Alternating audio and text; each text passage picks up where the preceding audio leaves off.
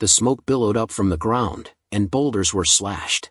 Gao Miao poked his head out, wondering what kind of move it was. If he hadn't been standing so far away, or if it had been a few feet shorter, even he would have been sliced in two. However, that one over there, alluding to Emperor Fengdu, who was lying on the ground, wasn't so lucky, he said. Gao Miao was still disturbed by the fact that something did not feel right, and he questioned whether that was all Emperor Fengdu was capable of, because it was not enough to threaten Owen's life. He crossed his arms and showed his dismay, saying that if he had realized he was so weak, he would have come alone and not brought Anyo with him. The Dragon Quest team members appeared exhausted after the blasts, and one member remarked that it was a pity that someone escaped, while another commented that even if the native died from a quadruple forbidden spell, he didn't waste his life. They were all puzzled by the orbs floating around until Anyo yelled and advised them to look out.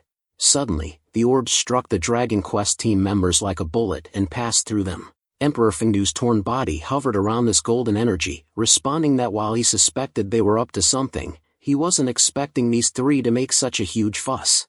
He was subsequently enclosed by a barrier as he continued to say that if it hadn't been for the 10,000 years of time, he would have long ago secretly collected thousands of souls from powerful people who had set foot in the underworld and refined them into these soul orbs of the 10,000 tribulation scapegoat. Emperor Fengdu emphasized that these scapegoats could die in his place even if he was in great danger. Gao Miao was taken aback by the souls of 1,000 powerful people that had been refined into soul orbs of 10,000 tribulation scapegoat and wondered about Nie Xiaoqian's soul. When Gao Miao turned around, it was Nie Xiaoqian riding on Sanjiao in its three-headed beast form, telling him that his soul was up there. Sanjiao cried out for his master Sero to save him, while Nie Xiaoqian smacked his head and instructed him to shut up. The thousands of orbs continued to fly together as Emperor Fengdu called them with his arms spread wide. Anyo was concerned since he had looked up there for a while, wondering if he had been looking at the so-called soul orbs of 10,000 tribulation scapegoat. Emperor Fengdu was enraged as he exclaimed that his patience was running out in 10 seconds.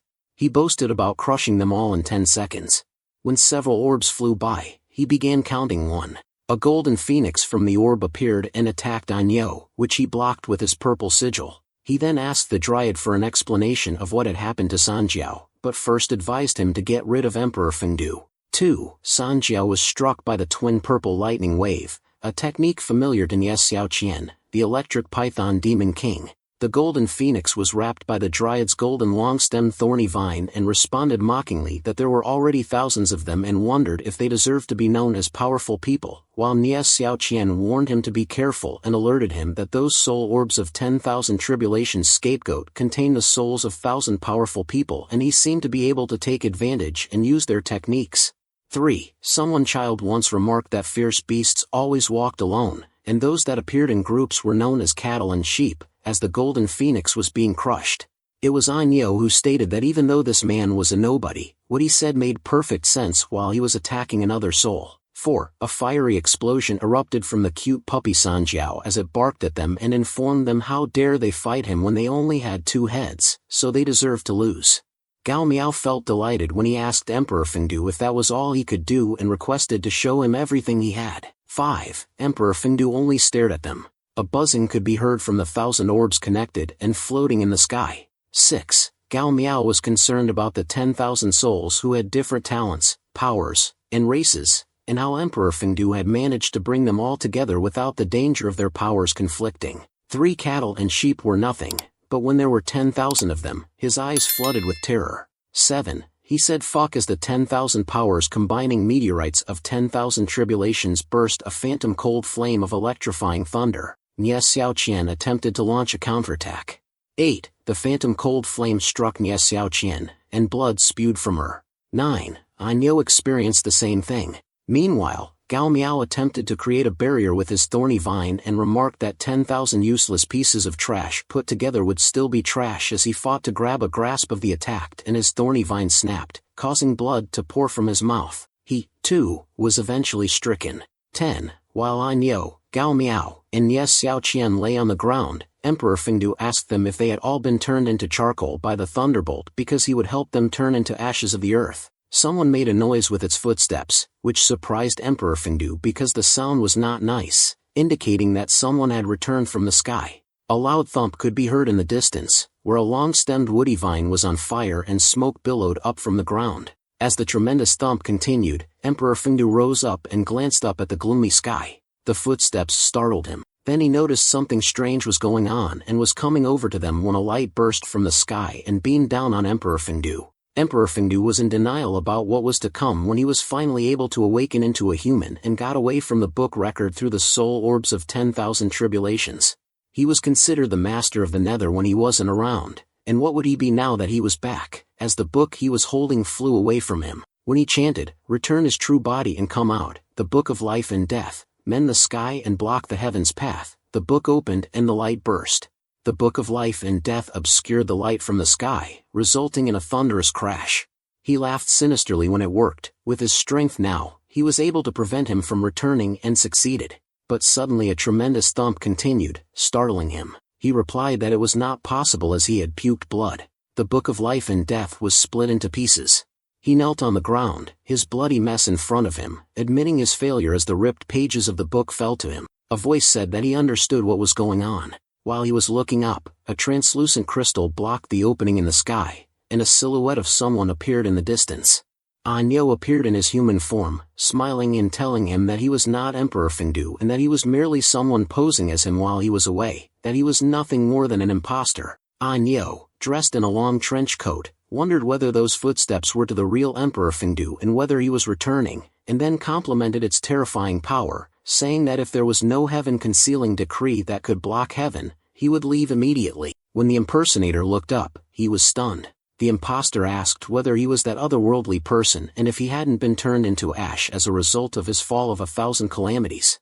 He then bowed his head and pleaded to be allowed to reintroduce himself. His name was Crow Ellipsis Rangeman. He was from the Rangeman family on the western continent, and his family was not from this world. He then raised his head proudly and went on to remark that His Excellency's fall of the 1,000 calamities was indeed extraordinary. Even his demon body he had after using the demon fruit couldn't handle it, which was a pity because once he used his true power, it still couldn't hurt him. The imposter inquired about this heaven's concealing decree. The imposter slowly stood up, while Anyo was more than happy to teach His Excellency, and explained that the heaven's concealing decree was one of the Temple of God's keepsakes, and that when they went to a certain world, they could use the heaven's concealing decree to declare that the mission of the world had been claimed. Anyo tossed a rectangular charm into the sky. At the opening of the sky, surrounded by a translucent crystal, Anyo was taken aback when the imposter chuckled. The imposter laughed hysterically when he thought he was interested in him because he wanted to look into his soul and see if there was a way to block the heavens. He really wasn't expecting him to actually have a way to help him accomplish this matter. While the pages of his book swirled in him, he extended his hand to reach for his nearly finished book, declaring that the nether world would now be his, and that as the person who helped him in accomplishing his goal, he would leave his corpse intact. While the pages fluttered close to him, Anyo stood by. He then added that if Emperor Fengdu, who could break the void and travel outside the world, came here, Crow would be scared, but His Excellency was just an object that turned into a human, and even though he had a power of the 4th energy level, he was still not qualified. A voice called for his younger brother Anyo and told him that there was more to him than meets the eye. This surprised Anyo, and the body behind him began to emanate a purple dark energy. The purple dark energy devoured a rock. It was Nies Xiaoqian who had appeared with a sparkling orb floating in front of her, and her response to His Excellency's thunderous calamity was truly terrifying. If she hadn't taken her body from the Black Mountain Demon King, she would have truly died, not merely lost hundreds of demon power. Even though she was still alive, her current appearance was rather ugly, and she prayed the old monster didn't hate her. Anyo was amazed that she was still alive. Then he asked her what she could do while being badly injured. Anyo explained that currently, 3 of his subordinates were dead, and he needed people who would serve and dress him. With her current strength, it was enough to qualify. He asked Nies Xiaoqian if she wanted to join his Rangeman family and serve him. He could bring her to thousands of worlds.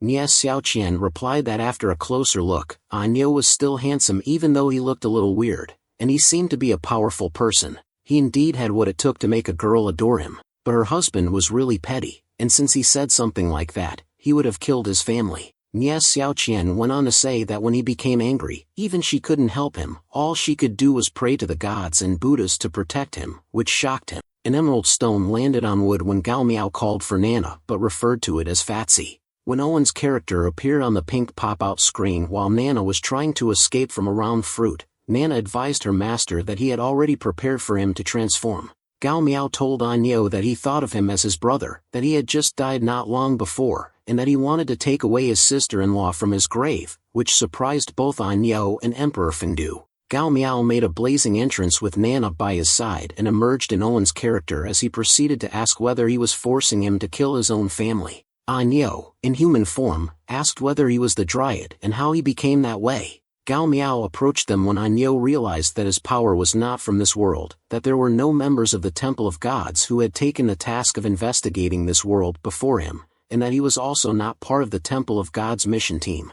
Anyo went on to add that he had realized that he was the butterfly that stirred up this world's events, who had secretly taken over the Dryad's body with some secret method and controlled everything. Gao Miao complimented him on his quick thinking and said he didn't look stupid. He explained that he was only afraid of Emperor Fengdu, which is why he involved him, and assured him that he had lived up to his trust and successfully held the emperor. He was right about him and that everything was under control. On the other hand, Nana was furious and criticized him for not having everything under control. His original plan was to hope for Anyo to seek help from the Temple of Gods, and he did not even know the fact that the real Emperor Fengdu wasn't there, or that Anyo possessed a hidden card that could cut off the heavens from this world. Someone complimented them on their ability to keep hiding while smoke billowed up from the ground beneath the translucent crystal. Sanjiao perished with its tongue hanging from the ground. It was Anyo, and he added that while he hadn't expected this many mysteries in this world, compared to the reward, this mission was much beyond its scope.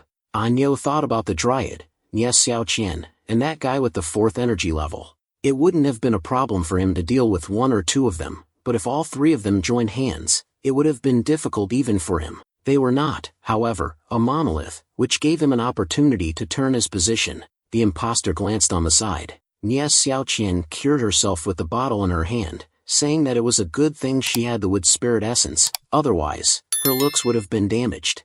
She then advised her old monster to join hands, despite the fact that the wood spirit essence couldn't replenish her vitality. Nye Xiaoqian was taken aback when she saw a flaming force. Gao Miao's body was ablaze as he responded no need and moved past her. As the fire grew stronger on him, his hair grew longer, and Nana prayed that Anyo and the others would be okay since her master was going to use his real strength. While facing both of them, Gao Miao's entire presence was a flaming force to be reckoned with. He gestured with his finger for both of them to come together. The imposter was shocked when Gao Miao wanted to deal with both of them at once. Anyo referred to him as a butterfly and responded that, while he admitted to underestimating him, he didn't realize he was innately full of magical power and had perfected 6 of the 12 magical attributes, as well as being regarded as the Ranchman family's top genius in 1,000 years. Gao Miao jumped to his feet and took off sprinting. When Gao Miao and his hot fist were pointed at Anyo, he was completely taken aback. Gao Miao interrupted his nonsense since he didn't care about how strong he was in his territory, and his flaming fist struck his body. While Anyo spat blood from his mouth and eyes, Gao Miao stated that because he stood on this piece of land, it had become his territory. As a result, Anyo flew so far back that he crashed on the rocks, while Gao Miao stated that he had the final say in this place. As Anyo lay on the ground, blood dripped down his face, and he was still stunned by the onslaught. The imposter stared back, startled at the shocking power and speed displayed. Suddenly, Gao Miao leapt towards him, prepared to strike the imposter with his hot and powerful fist. The imposter swiftly built his emerald water barrier and sadly responded that no matter how strong his power was, it was useless against him. As he was encircled by his emerald water, his eyes turned white. Gao Miao retorted furiously that he feared he had not heard that the power that had reached its limit could break anything. As his hand met the green water, he added that there was no technique in this world that his fist couldn't break. Gao Miao then continued to land on the imposter's face, stressing that so what if he could suppress the 3 of them earlier. Its impact was so strong he flew up to the boulder, and rock debris scattered everywhere, while Gao Miao stayed on the ground. Gao Miao went on to say that earlier he was just scared the power which could make Owen jumpy would appear, so he didn't transform into Owen's form to smash him until now. Gao Miao assaulted the imposter with his fist again, landing on his body, shouting, spewing blood, and mockingly asking why he didn't show him his arrogant side again. Gao Miao then turned back, sensing danger as boulders and debris fell. It was Anyo who raised both his hands and cast his elemental dark ray, a six-fold forbidden spell. Gao Miao wondered about the technique that had an upgraded version. Suddenly, the imposter hugged him, which caught him off guard. He was told he couldn't run as pages fluttered around him by the imposter, who had a wicked smile on his face. Eventually, the imposter encased his entire body in a cocoon-like structure. When asked angrily who the fuck was going to run, Gao Miao burst into a blaze of flames, yelled, tore the pages to pieces, and responded. The imposter was in disbelief as to how this was possible given that he was not of this world, but even with the power of the Book of Life and Death, he could not pin him down, and also he was actually crazy. Gao Miao prepared his fist to get closer to Anyo as he continued casting his magic. He screamed for the barrier to break as his fists hit it. Gao Miao was shocked when he realized it was a little hard. When his eyes glistened, he continuously struck the spell's barrier in an attempt to break it. He persisted in continuously punching the barrier until it cracked so severely that pieces of it came off. Then his punch successfully broke the barrier. This made Anyo's jaws drop that he actually broke the six-fold forbidden spell with his bare hands and wondered if he was a human-formed dragon. Gao Miao stamped Anyo's face using his feet and berated him for wanting to take Nie Xiaoqian away with his weak power. As a result, Anyo crashed into a boulder and left a crater because of it. On the other hand, the imposter gazed at Gao Miao and was amazed that this person was simply invincible. It seemed like he had a little bit of the real Emperor Fengdu's shadow. Gao Miao quickly retaliated against the imposter, jumping on him and saying that he became arrogant since he could rely on the sacrifice of 1,000 heavenly souls. As he continued, he punched the imposter with his fist, asking if he wanted him to be killed 1,001 times. Due to the impact, his surge passed through the boulders. Then Gao Miao landed down on the ground. Anyo and the imposter were both lying on the ground, bruised and severely beaten. Gao Miao pondered whether they were all dead at the same time. Gao Miao felt great. The imposter with a severely beaten face lay on the ground. Gao Miao was ecstatic, saying it felt so great since it had been so long since he had used Owen's full power to fight. Nie Xiaoqian's eyes widened when she was called the old monster, and Gao Miao surprised her as he looked back. She then smiled, realizing that he was so strong. Gao Miao boasted that the Black Mountain Demon King would have been beaten to dust if she hadn't needed the body the last time. Nana congratulated her master on his victory, commenting that he had been invincible. Gao Miao asked Nie Xiaoqian if she had found her heaven soul. While she was looking up, Nie Xiaoqian pointed at the sky, stating she had found it and it was there. Gao Miao cast his golden light in order to obtain her heaven soul. He asked if this one was it as he extended his hand, hoping to find it. Suddenly, the heaven soul slowly vanished, as did Nie Xiaoqian. Gao Miao pinched Nana's cheek and angrily questioned him about what had happened and where Nie Xiaoqian was. Nana sobbed and begged her master not to worry while pleading with him not to pinch so hard. Nana, with a bruised cheek, explained that Nie Xiaoqian had vanished because she had completed her destined mission and had been automatically sent out of this world. The pink pop-out screen emerged, congratulating him for finishing the Three Souls fusion mission, getting back Nie Xiaoqian's heaven soul, and successfully changing her destiny. As a reward, he could bring Nie Xiaoqian out of the Demon of Qian world. They assumed she was at the Crystal Palace at that very moment. Gao Miao urged Nana to hurry home quickly, which Nana was excited to do so when Anyo unexpectedly moved. While still lying on the ground, Anyo's body trembled. Gao Miao looked back and realized that Anyo was not dead yet. Then, as he approached him, he confessed that he had purposefully beaten the scholar to death because he had been afraid that he would try to substitute him with Nie Xiaoqian's heaven soul. Yet he showed no mercy and said that Anyo had a strong body. In response, Anyo said that he was the first person who had surpassed him in both strength and resourcefulness and that he wished to know his name. Anyo demanded to know his name. Meanwhile, Nana firmly cautioned her master not to tell him since he might have been able to report to the Temple of Gods. Anyo was told by Gao Miao that although he really did like him as a person, he had to kill him since he knew too much about him. Gao Miao whispered in Anyo's ear. He could have told him his name before he died and remembered his name was Zhuge Wulong. Anyo grinned despite the blood dripping from his face. He laughed that Zhuge Wulong had fallen into his trap. Anyo cast a spell from which a golden treasure with writing on it emerged. However, he was puzzled as to why it was still there and how the Great Moving Order had failed. Nana cheekily spent a virtual source to cover up this world's signal. Whatever order he used wouldn't be passed on to the guide, so it was used to prevent Anyo from sending information, but he didn't expect him to have a treasure like the Great Moving Order.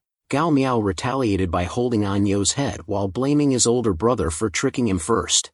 Anyo's face, which was still bleeding, was pushed to the ground. A few moments later, Nana spent a virtual source to create an illusion in which the warrior battle evil dragon mission team was eliminated by the Emperor Findu and sent them to the guide. Then their mission in this world would be completed while Gao Miao looked at the golden treasure that was one-time use only, and such a pity, they couldn't use it anymore. Gao Miao inquired as to why it hadn't done this in the previous world, which startled Nana. He then gave it some thought carefully. If it had done so last time, the Temple of Gods wouldn't have known that Nana had gained consciousness or also the fact that he was an earthling. Nana sweated profusely and insisted they didn't have to think about the Temple of Gods now. Nana explained with teary eyes that it was because at that time, Nana had just escaped the Temple of Gods, didn't know much about the work, and was sorry to her master. Gao Miao responded to forget it. If it hadn't been for Nana, he wouldn't even have known about after the Doomsday or the existence of the Temple of Gods, and he wouldn't even be with Nie Xiaoqian now, so he wouldn't blame Nana this time.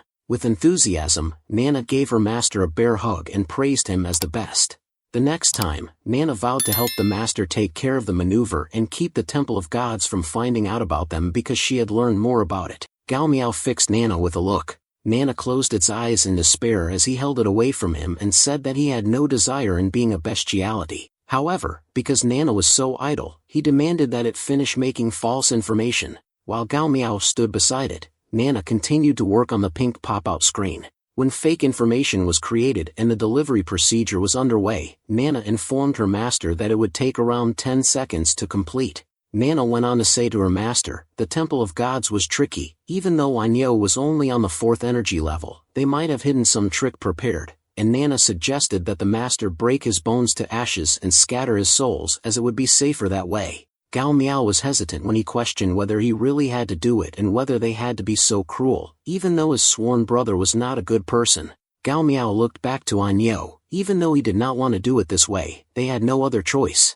Suddenly, he was interrupted by a loud clatter which made Gao Miao startled about the sound. Gao Miao was surprised and in disbelief as the translucent crystal broke, anxiously urging Nana to use his traverse ability right away. Nana stipulated to her master to wait 3 seconds and said that the fake information had not yet been successfully delivered and that if it were delivered now, they would be exposed. Out of the sky came a massive dark purple eye. They began to count. 3. Nana kept working as Gao Miao furiously commanded her to go quickly. Gao Miao began to sweat heavily because he believed that this was the real Emperor Findu. His ability was too terrifying. He was unable to move because of his glance, and if they were even a second late, they would definitely die. 2. A dark force was released from the massive dark purple eye. 1. Nana successfully delivered and activated the existence substitution ability, which Gao Miao heard while frightenedly looking up. The real Emperor Findu informed them that their bodies did not belong in this world as the dark energy impacted the ground. His eyes oozed smoke as he realized that even he couldn't touch it. Gao Miao smiled as he waved goodbye to Findu and said sayonara, and thought in his mind that it was a good thing they were on time while Nana stuck its tongue out and grinned that her master's existence substitution ability could instantly traverse them. It was different from the trash that the Temple of Gods used, which needed time to activate. He wouldn't have been able to hold them back. Gao Miao said it was frightening to think what would have happened if they had been a little late. While Nana raved of her master's existence substitution, it really was the beast, faster than the guide's teleport skill, to which Gao Miao responded that they had gained a lot this time, even though Owen's absolute power had been stronger than Dryad's, but the Dryad's functionality had been much better than Owen's.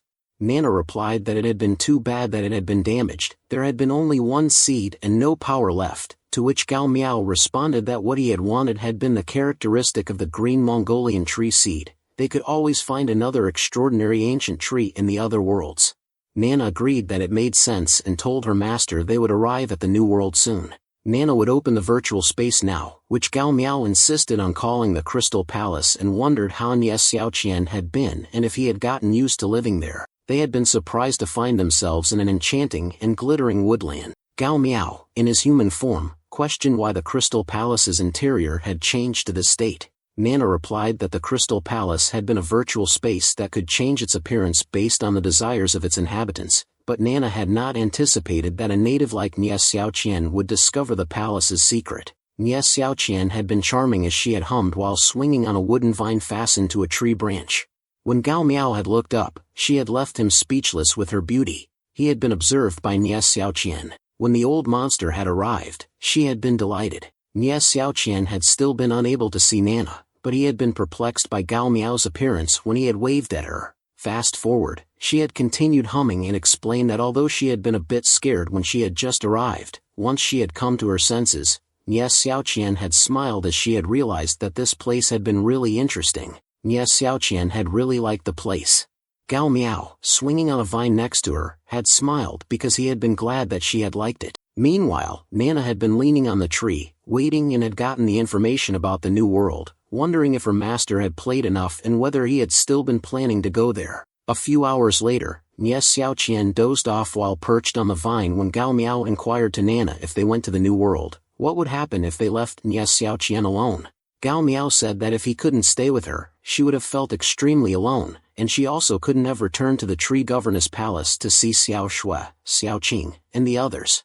Nana thought in its mind that her master was really bad at flirting with a woman. Nana even thought that he was a dense guy, but surprisingly, he truly had an attentive side. While Nana continued to think in its mind that he was thinking from that aspect and her master had finally attained enlightenment, Gao Miao continued to act as though he had just traversed over to the after the doomsday world. Without those bosom pals, it seemed boring and lonely for him. Nana smiled and explained that her master did not have to worry about this.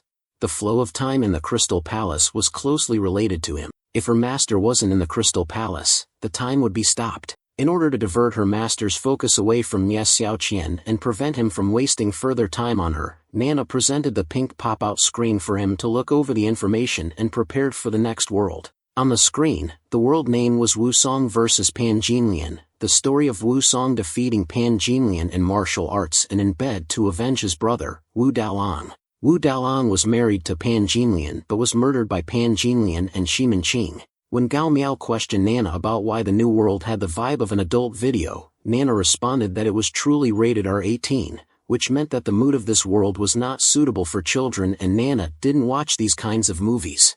Gao Miao responded, asking what does it matter if it's something bad or not, as one virtual source for the existence substitute was already spent, and they couldn't waste it. He then told Nana to proceed to the new world, to which Nana replied with affirmation but mentioned that Nana remembered having something to tell. Last time, Nana only had one virtual source left, so Nana didn't tell the master that they could actually use one virtual source to get 3 existence stamps, and Gao Miao inquired about the purpose of that. Nana explained that the master's existence substitution works by occupying a native's existence stamp, but this kind of existence substitution was totally random. He could become a great demon like a dryad, substitute an anonymous cannon fodder, and also substitute into a pig was not impossible. Nana was sad when it thought in its mind, even though a virtual source was super valuable, if they could be reborn to a good family and get more resources, earning virtual sources by completing missions would be much easier. Nana continued to respond to her master. If Nana spent a virtual source and got 3 existence stamps, even though it was random, the master could pick one of the 3 to do the existence substitution. They could have the best possible start. Gao Miao inquired how many virtual sources they currently had, to which Nana gladly checked. On the pop-out screen, they only had 4 virtual sources left, which left Nana shocked as to why there were only 4 left when Nana had clearly used virtual sources cautiously. Nana flew around hysterically looking for virtual sources and then sobbed that there were so few left. While his palm was close to the pink screen, Gao Miao replied that virtual resources were similar to money. He added that it was never enough, let's not waste it on this, and trusted in his own luck before activating it by pressing. Gao Miao and Nana walked towards the opening door when Gao Miao stated that he had been a European emperor all along. He could obtain a native as cool as Owen on his first turn. He would definitely get some awesome roll this time. A few moments later, they got transported. The moon was visible at night, at the Shiman house and High house. Some lady was laughing and teasing her daddy to come and get her. A pretty lady with violet hair told her lord that he couldn't open his eyes until the count of 10, no cheating or she would not let him get away with it. The blushing lord responded that each of them was a hot bitch. If he caught them, he wouldn't let them off easily. Suddenly, the lord abruptly came to a stop, and light surrounded him. The pretty lady with violet hair addressed him as her lord and promised that if he could catch Jinlian, Jinlian would perform that play with him tonight. Gao Miao thought in his mind about Jinlian, daddy, Nunu, and couldn't believe it. He cursed that he had transversed as Shim and Ching.